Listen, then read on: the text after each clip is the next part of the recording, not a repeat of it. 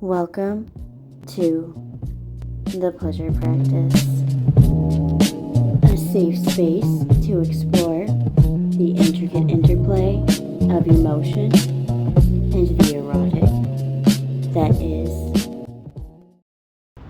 intimacy. Today we're continuing with our series, Love is a Drug, the neurochemistry of connection, with a deep dive into cortisol. Because love doesn't just make you high, it can also scare the hell out of you.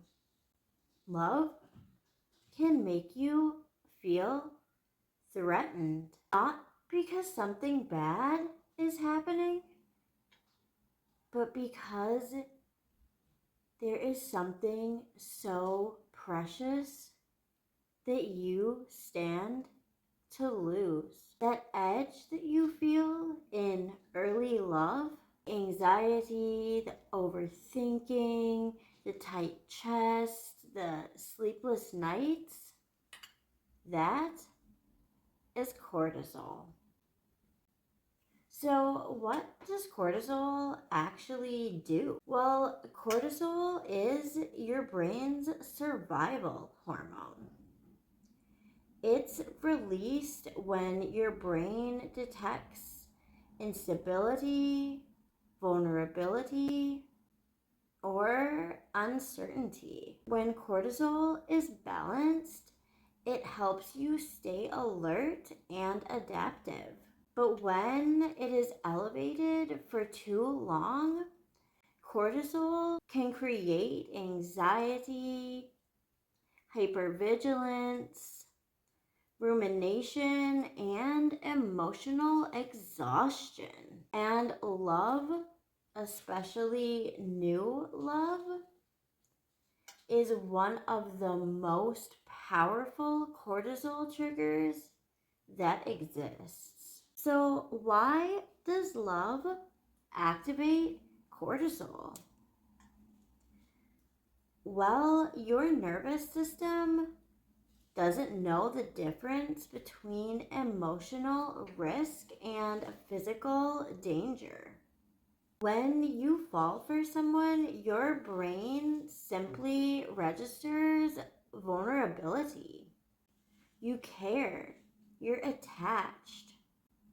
You could lose something that matters very, very much to you.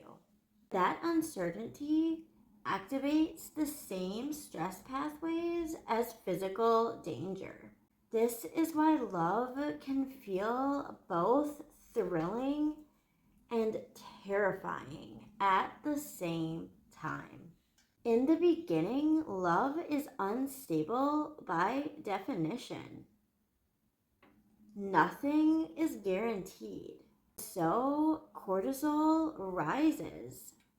That is why you overanalyze texts, rehearse conversations, feel anxious when they lean away, and feel intense relief when they pull in. It is not obsession.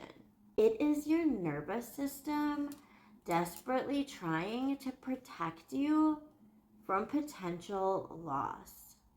And here is where it gets dangerous.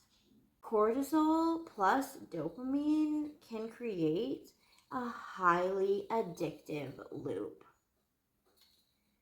Dopamine gives you anticipation and reward. Cortisol gives you fear and urgency.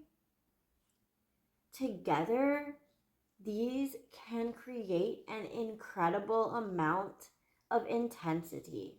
You don't just want reassurance. You feel like you need it to calm your body.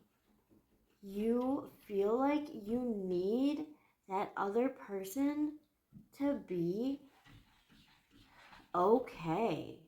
So love can quickly become a cycle of tension and relief, tension and relief.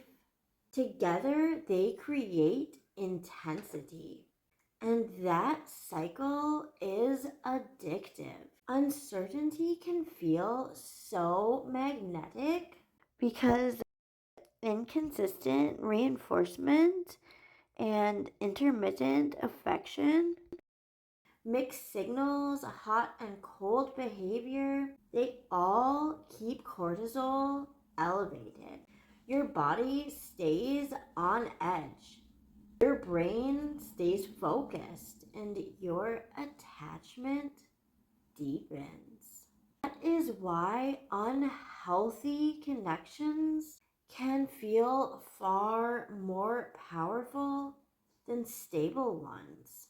Your nervous system mistakes intensity for chemistry. And if you have abandonment trauma, anxious attachment, or a history of emotional unpredictability, love doesn't just activate cortisol, it floods your system with it.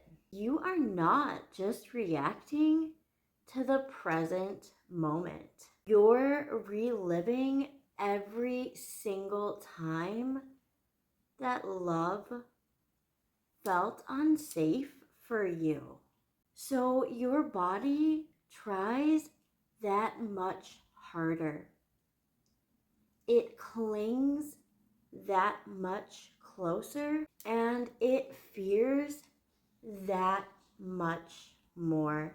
The truth that no one tells you is that if love feels overwhelming, destabilizing, or anxiety producing, it does not mean that it is deeper.